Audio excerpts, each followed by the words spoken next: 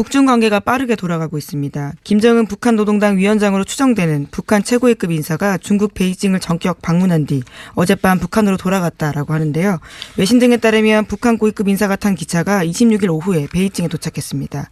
이들은 인민대회당에서 3시간가량 머물면서 시진핑 중국 국가주석 등 중국 공산당 지도부들과 회담을 했습니다. 이후에는 고위급만 머무는 조호대를 이동해서요. 하루를 묵고 어제 오후에 다시 기차를 타고 베이징에서 출발했다라고 합니다. 중국 정부는 아직까지 북한 고위급이 누구인지는 밝히지 않았는데요.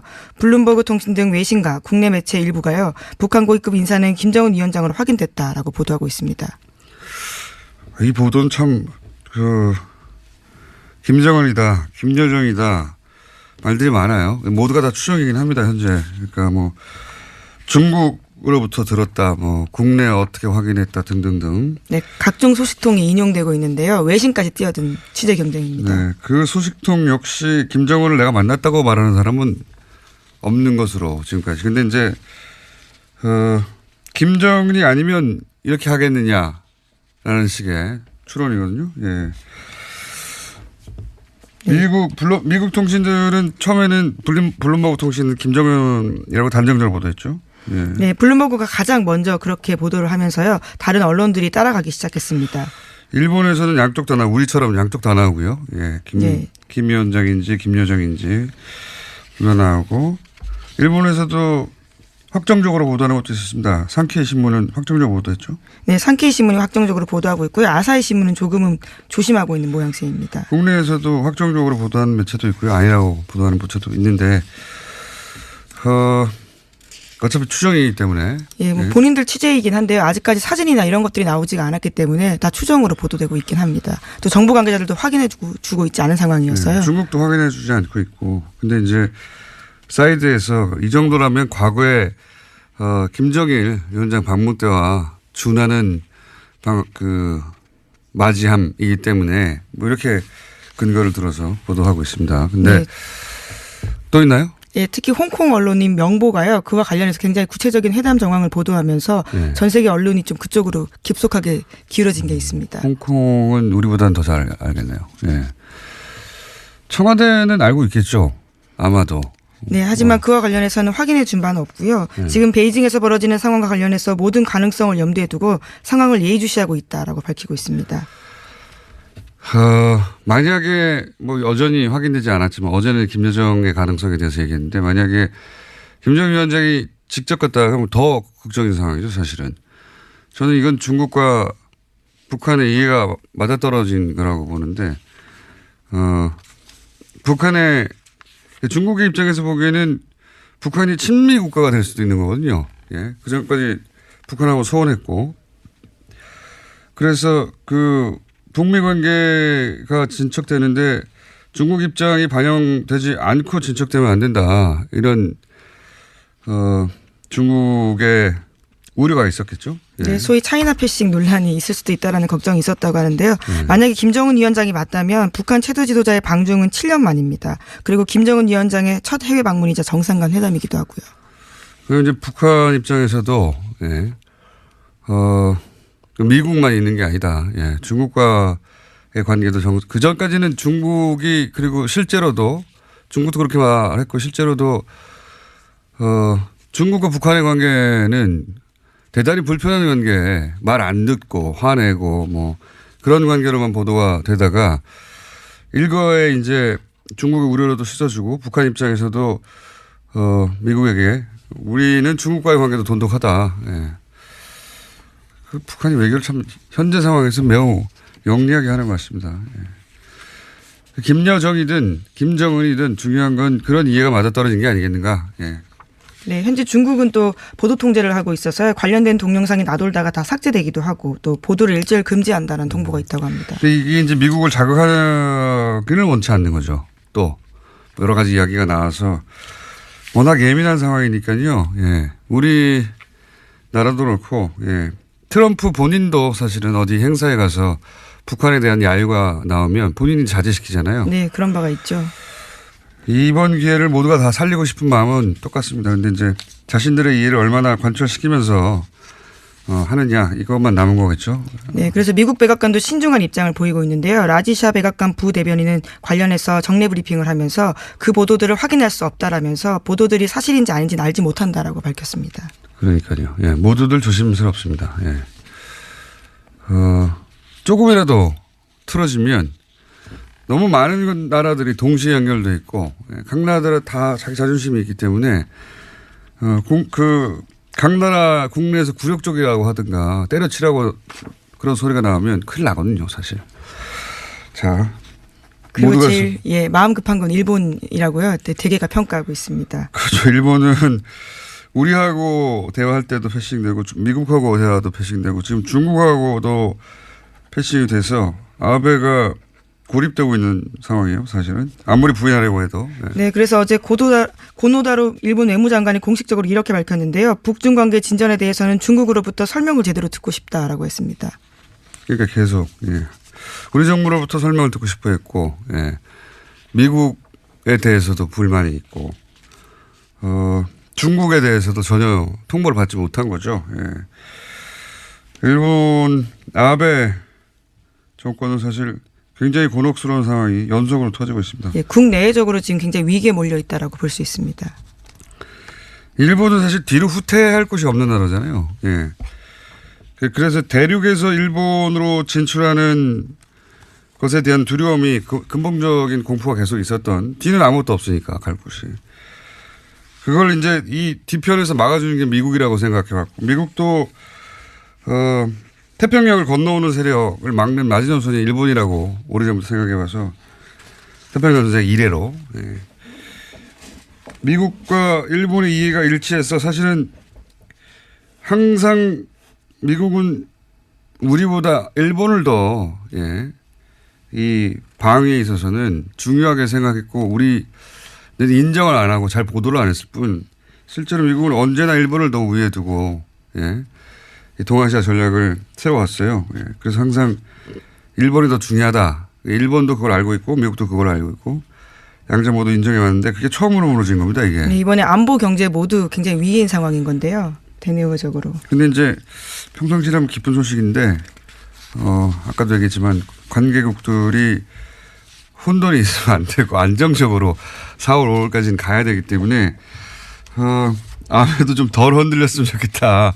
하는 생각까지. 왜 트럼프가 진짜 이상한 대통령이지만 4, 5월까지는 잘 갔으면 좋겠다 하는 마음이 있잖아요. 네, 또 지지율도 올라가고 있다는 소식들이 있습니다. 자, 아베 정권도 5월까지는 버텨줬으면 좋겠네요. 네, 또 관련해서요. 중국에서는 이번에 북중 고위급 회담과 관련해서 한국에 설명하러 온다고 합니다. 그래서 내일요. 양재추 중국 공산당 중국 정치국 위원이 정영 청와대 국가안보실장의 초청으로 온다라고 합니다. 자, 다음 수는요. 네, 검찰이 영포 빌딩에서 불법 자금으로 사용된 것으로 의심되는 출금 전표 수백 장을 추가로 확보했다고요. JTBC가 어제 전했습니다. 이 시점은 2007년 대선을 전후한 때인데요. 2006년부터 2008년 초까지입니다. 전표들에는 이명박 전 대통령 부부의 교통비부터 시작해서 언론과 종교계 등 각계각층에 돈을 건넨 내역까지 모두 적혀 있다고 합니다. 예를 들어서 종교계 인사에게 추석 선물 보냈다. 고려대 교우에게 추석 선물 보냈다. 심지어 서울 종로경찰서 정보과 형사 등에게 돈을 보냈다라면서요. 총 3,700만 원 가량이 사용했다라고 합니다. 이게 참 아이러니입니다. 이명박 전 대통령이 대통령까지 되고 그리고도 퇴임하고도 오랫동안 살아남을 수 있었던 게 아무도 믿지 않고 모두를 의심하며 그렇게 관리했기 때문이거든요. 근데 그렇게 관리했기 때문에 돈을 관리하는 사람들도 기록을 반드시 남겼어야 했던 거예요. 네, 그때. 전표죠. 예. 그래서 본인이 만약에 이걸 중간에 자금관리자들의 보고를 그냥 믿었다면 기록을 남길 필요가 없었겠죠. 기록을 남길 필요가 없었다면 지금은 이렇게 오래된 것도 10년 지난 것도 남아있지 않았겠죠. 예. 어차피 불법 자금 관리인데 그걸 기록을 남기면서까지 합니까. 근데 믿질 못하니까 자료를 계속 남기고 있었고 언제 물어볼지 몰라서. 그 불신이 거꾸로 다시 자기를 살렸던 불신이 모두에 대한 불신이 이번에는 자기를 잡는 데 결정적 역할을 한 아이러니입니다. 예. 어쨌든 그런 전표도 왕창 나왔다. 이런 얘기고요. 자, 다음 순요. 네, 최순실 씨가 구치소에서 회고록을 쓰고 있다라고 합니다. 제목은 나는 누구인가로 잠정 결론 내렸다고 동아일보가 전하고 있습니다. 회고록은 진행 중인 재판에 불리한 영향을 받지 않기 위해서 3심 최종 판결이 나온 뒤 출간할 예정이라고 하는데요. 이것은 모두 최 씨의 변호인인 이경재 변호사를 인용해서 보도하고 있습니다. 회고록이요? 네. 뭐 거기 있을 시간이 기니까요. 네, 살아온 인생과 재판 과정을 담담하게 기록하자는 취지로 이 같은 회고록 제목을 정했다라고 하는데요. 재판에 출석하는 날 빼고는 거의 글을 쓰고 있다라고 합니다. 물론 뭐 기억은 본인 위주로 재구성되는 게 꼭 최순실 씨여서가 아니라 뭐 사람은 다 그렇죠. 자기 중심으로 기억을 재구성할 수밖에 없고 불리한 거는 기억이 안 나기도 해요. 실제 새까맣게 유양한 뭐 기억나기도 하고. 네, 그래서 제목이 나는 누구인가라고 스스로에게 묻고 있는 것 같은데요. 감정을 다스리고 인생을 돌아볼 기회를 갖게 됐다라면서 이경재 변호사의 권유를 받아들였다라고 합니다. 그 목적은 아닐 거라고 보지만 근데 이경재 변호사가 이걸 난중일기에 비유한 것은 이건 거기까지 나가지 말았어야 하는 건데 예. 이순신 장군의 난중일기를 예로 들며 이 얘기를 했다는 게. 자, 여기까지 하고요. 다음 순요. 네, 법무부 산하 검찰과거사위원회가 있습니다. 여기서 고 장자영 씨 성접대 의혹 사건, 정현주 전 KBS 사장 사건, 용산 참사 사건 등 2차 사전조사 대상 사건으로 선정했습니다. 특히 장자연 사건이 주목받고 있는데요. 신인 배우였던 장자연 씨가 2009년 3월에 성접대를 폭로하는 문건을 남기고 자택에서 스스로 목숨을 끊은 바가 있습니다. 장 씨는 연예기획사, 대기업 금융권 종사자, 언론사 관계자 등에 대해서 성접대했다라고 밝힌 바가 있는데요. 하지만 성상납 받은 혐의를 받은 사람들은요, 처벌된 바가 없습니다. 이거야말로 뭐 처음 미투 내기 나왔을 때 모두들 떠올렸던 사건이고요.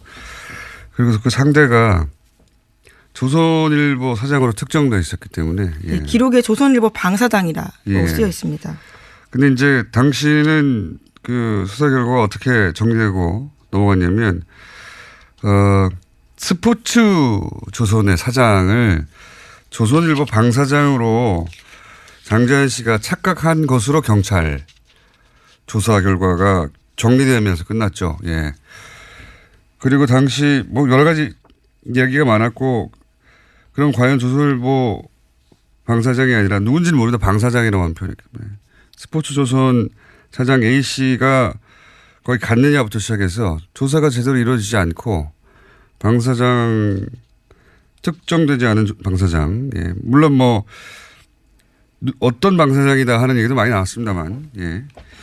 어쨌든 이 남긴 유서에는 특정되지 않았기 때문에 방사장이라고 했기 때문에, 뭐 관련 보도가 엄청 많이 나왔었죠. 근데 이제 당사자는 조사하지 않았다. 제대로. 그리고 덮어진 사건. 네, 심지어 관련 진술을 확보했는데도 경찰이 제대로 수사하지 못했다라고 해서 비판을 사고 있는데요. 이번에 청와대 국민청원도 23만 명 넘게 참여했습니다. 조선일보 방사장 가해자인데 그 A 씨도 자기가 아니라고 끝까지 부인했거든요. 그러니까 피해자인데 가해자가 전혀 없는 사건으로 경찰이 종결했죠. 예. 이 사건이 대표적인 사건이고요. 모두가 다 기억하는. 그 외에도 정현주 전 KBS 사장이 해고되는 과정.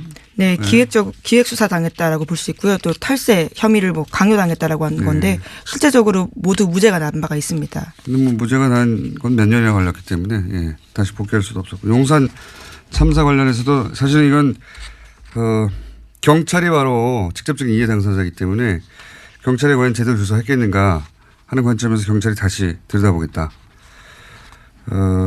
검찰이 예, 다시 들여다보겠다 하는 거죠. 이건 검경 수사권하고도 연결되는 경찰에 대한 압박일 수도 있습니다. 예. 검찰이 들여다보겠다고 했으니까요. 자, 시간상 제목 정도 확인하고 끝내야 될 것 같습니다. 예, 이명박 정부 시절에 군 기무사 근무하면서 댓글 작업 관여했던 혐의로 현역 대령 2명이요. 이번에 또 구속됐습니다. 기무사는 너무 끝물에 나와서 그런지 사이버 사령부하고는 전혀 다른데 방첩부대란 말이죠. 예, 전혀 다른데 간첩 잡으라고 있는 곳인데 여기서 댓글 달았다. 사이버 사령부보다 오히려 더 업무 범위를 넘어선 거예요. 예? 사이버 사령부는 그나마 댓글 달라고 댓글이라도 인터넷에서 대응하라고 있는 그때라고 그렇죠. 치면 예. 기무사는 그게 아니거든요. 이게 더 훨씬 충격적인 내용인데 워낙 댓글 달았다는 것도 많고 군에서 했다는 게 이미 나왔기 때문에 기무사도 뭐 그게 그거 아니야 라고 하지만 기무사는 이러면 절대 안 되는 것입니다. 모두가 다 안 되는 것이지만 그래서 기무사에 대한 뉴스가 너무 없어서 네, 그래서 국방부 TF 내 활동 기간을 추가로 연장하는 방안을 검토하고 있다라고 합니다. 시간이 부족한 것도 꽤 커서요. 국정원보다 더 해서는 안 되는 부처입니다. 네.